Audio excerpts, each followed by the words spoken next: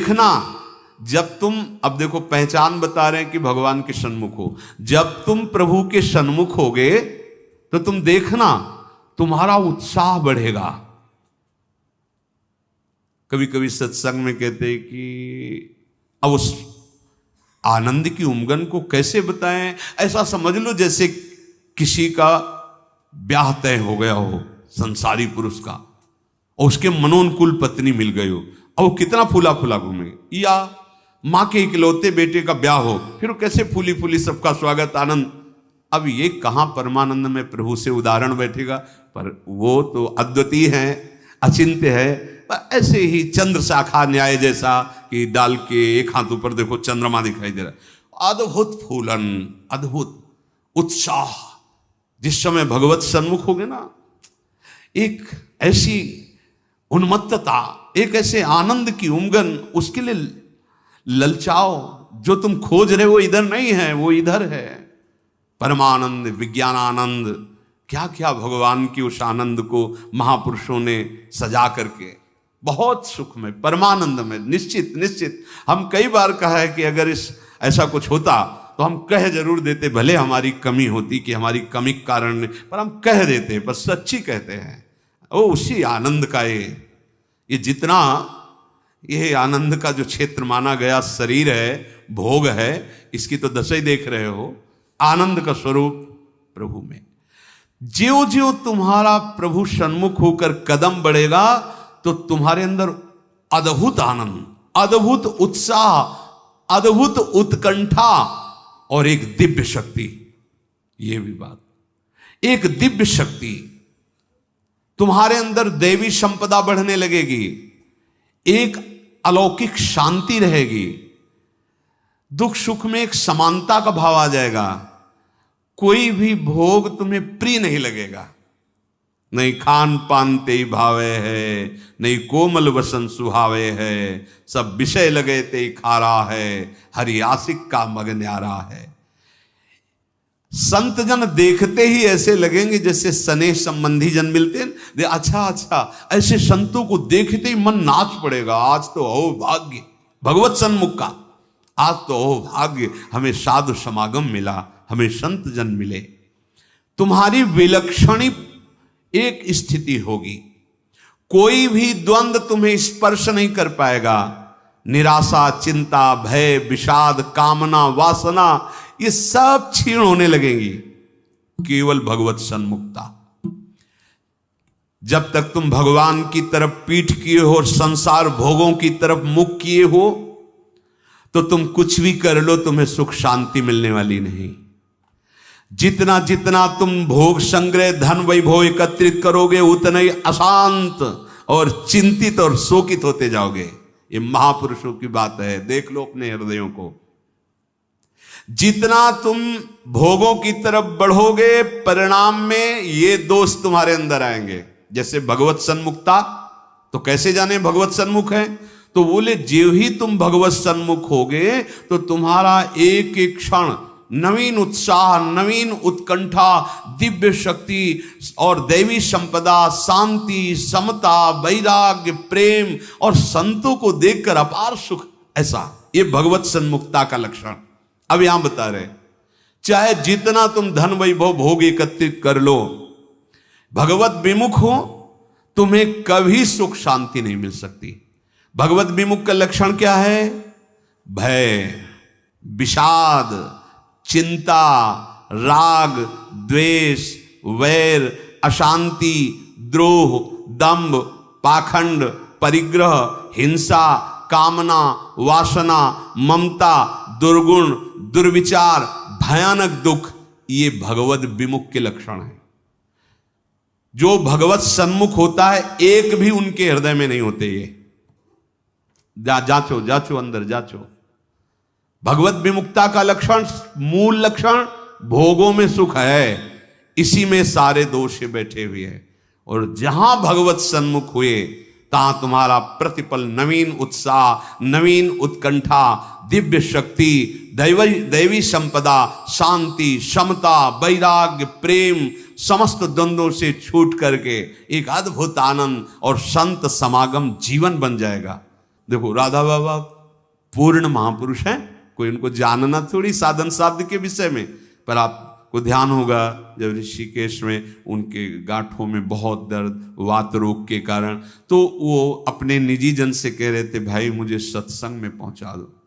वो सेवा करते करते शायद श्रमित हो गए होंगे या जो भी, तो उन्होंने बाबा की इस बात का सपोर्ट नहीं किया। बहुत बार कहने पर तो बाबा कहा कि आप ये जानते हो कि हम जा ही नहीं पाएंगे।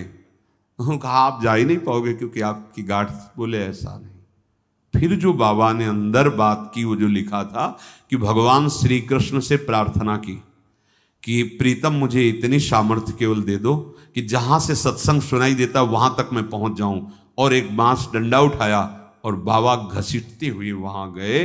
इस बात का बहुत प्रभाव पड़ा हृदय में कि इनको कोई साधन साध्य विषय अब जानकारी की आवश्यकता नहीं, पूर्ण महापुरुष हैं, संपूर्ण हैं, उनमें कोई भी। लेकिन ऐसे महापुरुष होते हुए सत्संग की इतनी प्रियता, वो देखो लिखा है साधु सम, एकदम आनंदित हो गए कि आज तो मुझे साधु समागम मिला। ये भगवत सन्मुख का लक्षण, विमुख का नहीं, भगवत सन्मुख का लक्षण। तो हम अपने को जबरदस्ती मुख मोड़ना होगा। अगर हम इसी जन्म में परम कल्याण चाहते हैं, इसी जन्म में सुख चाहते हैं, मुख मोड़ना हो। जबरदस्ती शब्द लिखा है, जबरदस्ती मोड़ना, हटो हटो। जैसे है ना कि अब जिस तुम कगार पे खड़े हो, भारी दरार पड़ गई है, जबरदस्ती हटो नहीं तो गिरने वाले हो, धारा में तुम बह जाओगे, डूब जाओगे। ऐसे ही तुम्हारी वही दशा है जैसे हरी हरी घास खा रहा है बकरा और बकरी से सहवास कर रहा है और बड़ा सुख का अनुभव कर रहा है, पर वो कसाईवाड़े में बंद है। वो ये नहीं जान रहा कि अब की नंबर हमारा आ रहा है गड़ा सा चलने का, वो नहीं जान पा रहा है। इसी प्रकार आप खान पान, शौक, मौज मस्ती, परिवार, सांसारिक सुख भोग रहे हैं, पर आपको पता नहीं कि काल के कसाईवाड़े में है। मौत का गड़ा सा वो बिल्कुल तैयार किए हुए है, बस समय की देरी है, नंबर आपका ही है। सावधान। इसीलिए करे जबरदस्ती भगवत सन्मुख करो अपने मन को, अपने तन को, अपनी वाणी को, अपनी चेष्टा को। कोई उपाय नहीं है बचने का। आपको दिखाई दे रहा क्या है, तो भयभीत कर रहे हैं, आप देख ही नहीं पा रहे हो, भय तो तांडव मचा रहा है। देख लो, ऐसे जरा सी भूमि हुई, हजारों लोग मकान के नीचे दब के मर गए। ऐसे जल में उफान आई, एक लहर आई, प्रांत का प्रांत नष्ट कर दिया। क्या क्या लीलाएं हो रही प्रकृति की, माया की। हमारा भी तो नंबर आएगा ना कोई तो आएगा, काल का रूप, कहीं ना कहीं कोई रोग, कोई घटना, कोई। और हम मस्त हैं जैसे बकरा हरी हरी घास खा रहा है, ऐसा ऐसा उसको लग रहा है हम बड़े सुखी, ये पता नहीं अगला नंबर हमारा है। तुमको बिना सूचना दिए, बिना राय के तुम्हारी मृत्यु तुम्हारा नाश कर देगी। मृत्यु किसी से राय लेती क्या कि अब हमारी प्रार्थना स्वीकार करें, हम अपना काम शुरू करें, यदि आपकी आज्ञा हो? ऐसा नहीं हो। अगर ऐसा हो तो कोई तैयार नहीं होगा, कोई नहीं तैयार होगा। बिना आपको सूचना दिए, बिना आपकी राय के वो आपका नाश कर देगी मृत्यु। इसलिए वो सहसा आप पर आक्रमण करेगी, उसके पहले आप सावधान हो जाओ। अब वो कब करेगी कुछ पता नहीं है, इसलिए आपको अभी से, इसी सेकंड से सावधानी करनी है। क्या? एक एक वृत्ति को कृष्णाकार कर दो, प्रियालाल के चरणों में लगा दो। बुद्धिमान उपासक सावधान, तुम्हारी जन्म के साथ ही मृत्यु पैदा हो चुकी तुम्हारी। कितने अनुभवी महापुरुष कह रहे सावधान, जब तुम्हारा जन्म हुआ था उसी समय तुम्हारी मृत्यु भी पैदा हो गई है। बस तुम्हारे साथ चल रही मृत्यु अवसर देख रही है, समय देख रही, जहां पूरा हुआ वो अपना काम कर देगी। इसलिए प्रतिक्षण तू मृत्यु की दृष्टि में है, शिकार बिल्कुल लक्ष्य पे है। मृत्यु का अंतिम स्पर्श तुम्हारा सर्वनाश कर देगा। शरीर, रुपया, पैसा, कामना, घर, मकान, पद, पदवी, सब। अतः तुम कुछ ऐसा करो जिससे मृत्यु शरीर पर प्रभाव पड़े, आप पर नहीं। आप कर्ता भोक्ता भाव में, इसलिए आप पर प्रभाव पड़ता है।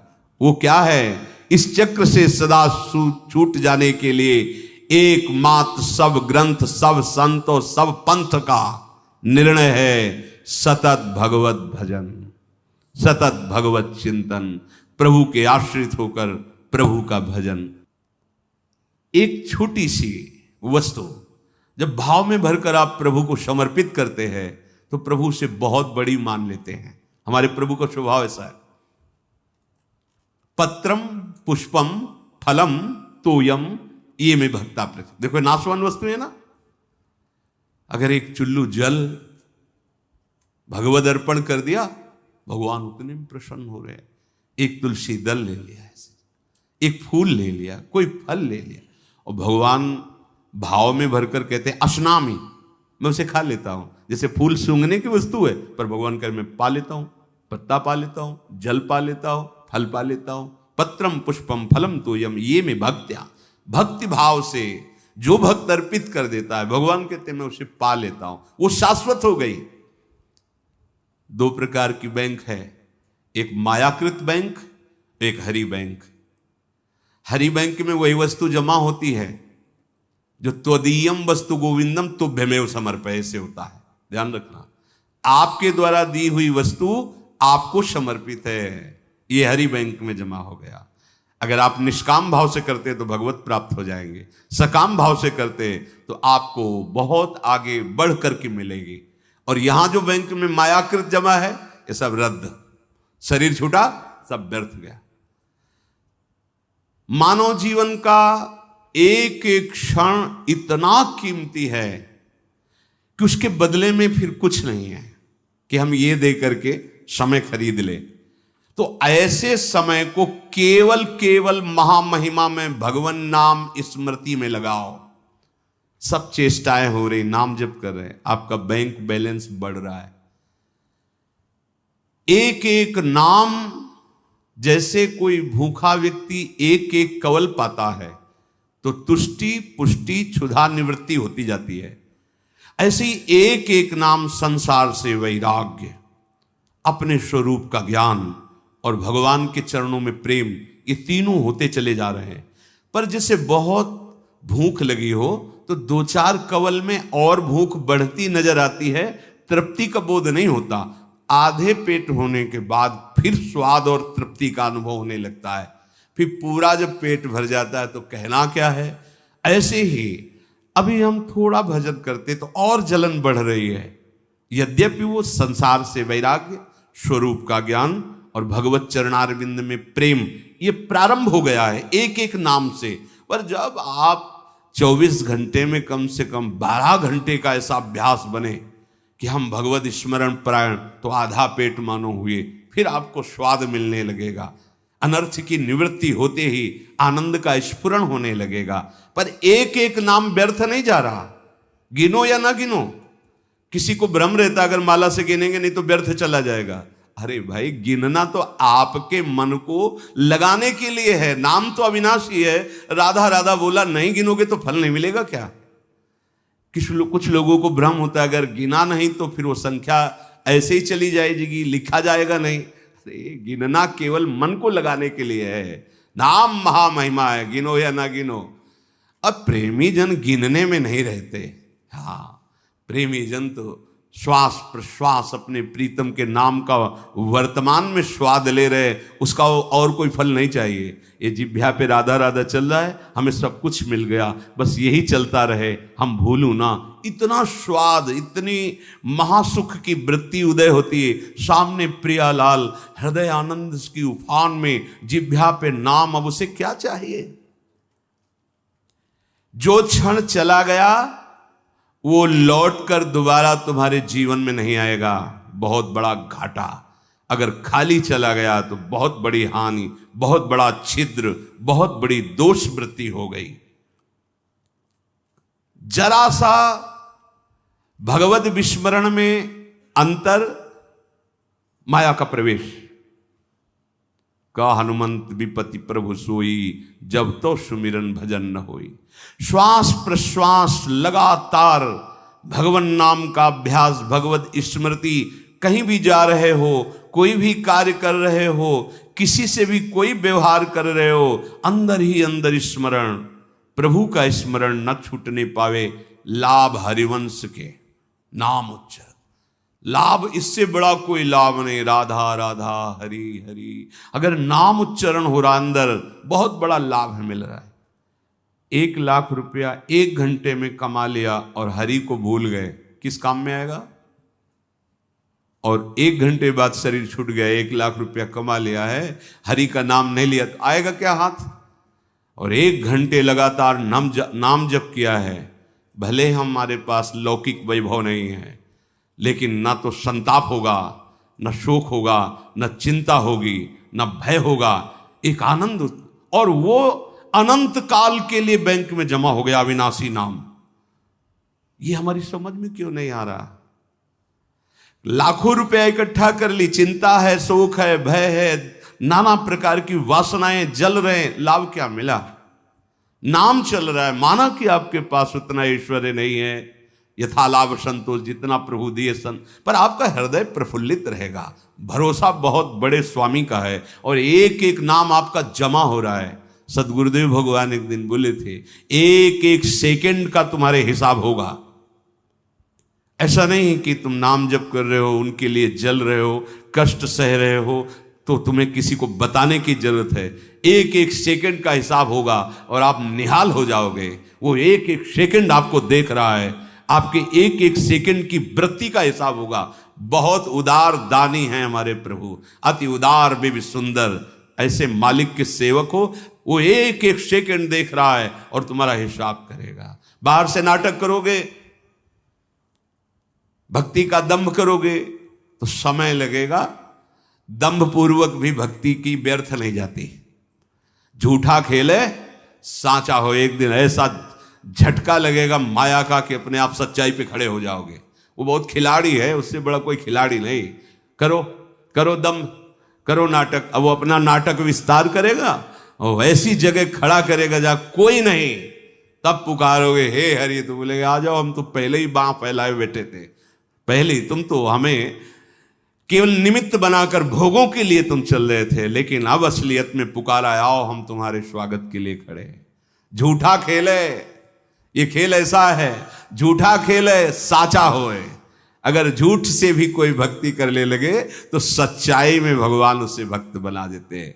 हाँ, जो कोई भक्ति करे कपट से, उसको भी अपनाऊं, साम दाम और दंड भेद से सीधे रास्ते लाऊं। साम दाम दंड भेद, सीधे रास्ते लाऊं, नकली से बनाऊं असली। यही मेरे मन में छड़ी भगत मेरे मुकुट मणि। मैं हूं भक्तन को दास, भगत में आह। कितने कृपालु स्वामी है। एक राजा का सरोवर था बहुत बड़ा, तो उसमें वो अपने मन आह्लाद के लिए रंग बिरंगी मछलियां पाले हुए थे। कभी कभी कोई मछुआरा, तो उन्होंने आदेश कर दिया इस सरोवर से जो मछली पकड़ेगा उसे मृत्यु दंड दिया जाएगा। अब तो कोई जाता नहीं, बहुत मछलियां रंग बिरंगी को। एक मछुआरा परिवार बड़ा भूखा था और कई दिनों से भी मुझसे मिला नहीं था शिकार। तो उसने देखा यहां कोई रखवाले तो रहते नहीं है, मृत्यु दंड का आदेश है, हम जल्दी से लिया भाग जाएंगे। और ढेर सारी मछलियां बड़ी बड़ी। वो गया, जाल फैलाया, मछली समेट ही रहा था कि राजसवारी दूर से घोड़ों की टाप धूल देखा, अरे ये तो अब क्या करें, भागते हैं तो दिखाई देंगे, बंदी बना लिए जाएंगे क्योंकि वो घोड़े में है। उसको लगा कि साधु बन जाना अच्छा है, बहुत बढ़िया उपाय है। फौरन कपड़ा सा उतारे और रजली पूरे शरीर में पोत ली, और वो तो साधु का बैठ गए, जाल उसी जल में छोड़ दिया, ऐसे छुपा दिया, शांत से बैठ गए। वो राजा निकल रहे थे तो देखा सरोवर पर कोई परमहंस बैठे हैं। बोले हो भाग्य। दूर ही अपने सब राजशोभा को रोक दिया, सैनिकों को रोक दिया, नंगे पैर पाग उतार करके आए, साष्टांग दंडवत की। वो धीरे से हल्की आंख खोल, वो तो भयभीत है कि मृत्यु दंड मिलता, रत्न आदि सामने रखकर, पर वो आंख खोला नहीं। तो उसने समझा महाराज ध्यान में, विक्षेप नहीं पहुंचाना चाहिए, चुपचाप चला गया। जब घोड़ों की टाप दूर ऐसे जाते हुए वो चले गए तो आंख खुला तो देखा रत्नादि हीरे आदि। तो उसने विचार किया, कर्म तो मैं वो कर रहा था कि मुझे मृत्युदंड मिलता, लेकिन साधु वेश का सहारा लिया तो मुझ नीच अपराधी को राजा प्रणाम किया और ये रत्न रख के गया। ये जब मैं नकली भाव रखा तो ऐसा हुआ, यदि मैं असली में साधु बन जाऊं तो क्या होगा। अब मैं ना अपने घर जाऊंगा, ना आज के बाद कभी मछली मारूंगा, अब मैं सच्चा साधु बनूंगा। बना दिया। जो कोई भक्ति करे कपट से उसको भी अपनाओ, पर काहे को समय बर्बाद करोगे। आपको भगवान ने सत्संग दिया है तो आप सच्चे मार्ग के पथिक बनो। श्वास प्रश्वास तुम्हारी खाली न जाने पावे। जब तक तुम्हारा मुख भोगों की ओर है, मुख का तात्पर्य अंदर से है, अंतर ही अंतर, तुम सब साधन कर रहे हो लेकिन तुम्हारी विश्राम स्थिति मन मानता है भोग में। क्या खाने को मिलेगा, हाँ हर्षित हो गए। क्या भोगने को मिलेगा, हर्षित हो गए। मतलब आप अभी भोगों के सन्मुख हैं। अंतर की बात देखना। जब तक तुम्हारा मुख भोगों की ओर है तो तुम कह रहे हो कि हम भगवत मार्ग के पथिक हैं, भगवत मार्ग में चल रहे हैं, पर तुम चल भोगों की ओर ही रहे हो, प्रभु की ओर एक कदम नहीं चल रहे हो।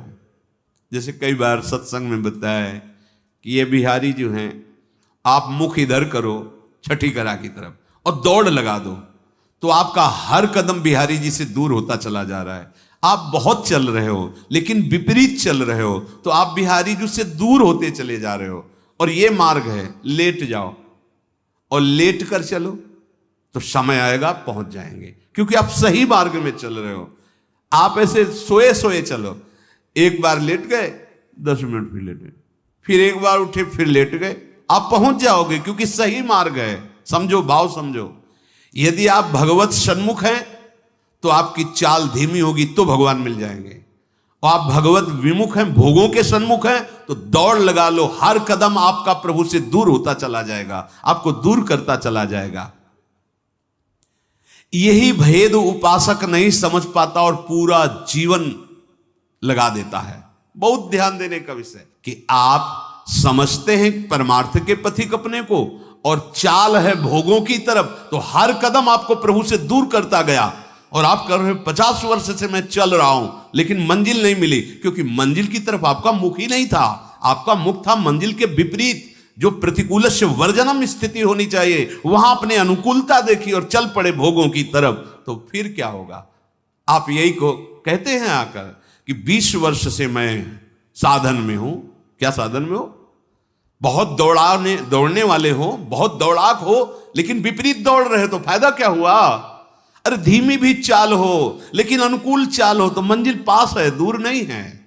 ये बहुत समझने की बात, बहुत समझने की बात। यही गलती हमसे होती है। महापुरुषों द्वारा स्वादनीय शास्त्र जिसकी जय घोष करता है, ऐसे नाम का अपमान कर रहे हो। तुम्हारे कदम किधर हैं? किधर है कदम तुम्हारे? तुम्हारी चाल किधर है? पहले देखो ना। अरे सन्मुख होए जीव मोई जमही, जन्म कोट यज्ञ नाश होते। मेरे प्रभु कहते हैं करोड़ों जन्म के पाप उसी क्षण नष्ट कर देता हूं जब सन्मुख होते। सन्मुखता का मतलब समझो। अंदर ही अंदर भोगों को विश्राम मान रहे हो, भोगों को सुख मान रहे हो, मान प्रतिष्ठा को जीवन का लाभ मान रहे हो, तो आपके सम्मुख कौन है? प्रभु हैं या मान प्रतिष्ठा है या भोग है या संसार है? क्या वेश रख लेना प्रभु की सन्मुखता होती है क्या? उद्देश्य क्या है तुम्हारा? उद्देश्य सन्मुखता होती है। उद्देश्य बहुत बार कहा है, उद्देश्य को आप ठीक कर लीजिए।